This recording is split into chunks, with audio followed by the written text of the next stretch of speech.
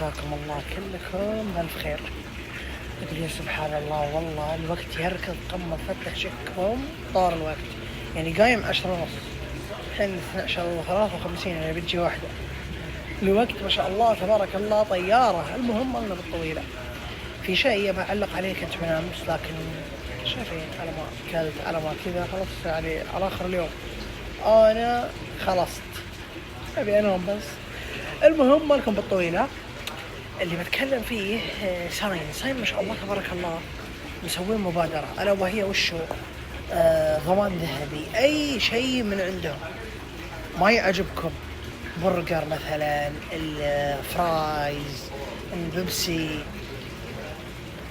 ترجعون لهم والله احنا ما عجبنا ويرجعون لكم قيمة الطلب كاملة مكملة.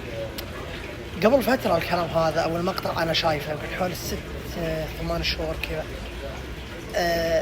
شلة بنات زين استغلوا هذا الشيء استغلال وسخ. يعني سلامات وين قاعدين في مكان وين ذمتكم وضميركم، رايحين وطالبين وكلهم ماكلين نص البرجر، كلهم نفس المستوى برجراتهم. والله المقطع لو يطلع لي الحين وريتكم عرضته أساسا.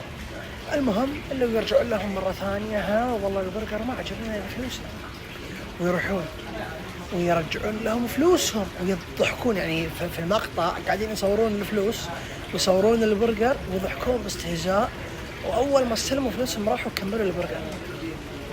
يعني هل هذا مثلا وش أوكي هذا ضمان ذهبي، ذمتكم ضميركم أوكي قد ما بتحاسبون في الدنيا لكن الحساب يجي في الآخر، يمسكونكم من رقبتكم. يعني والله العظيم من المقطع اللي يطلع لي الحين طلع حطيت سلامات.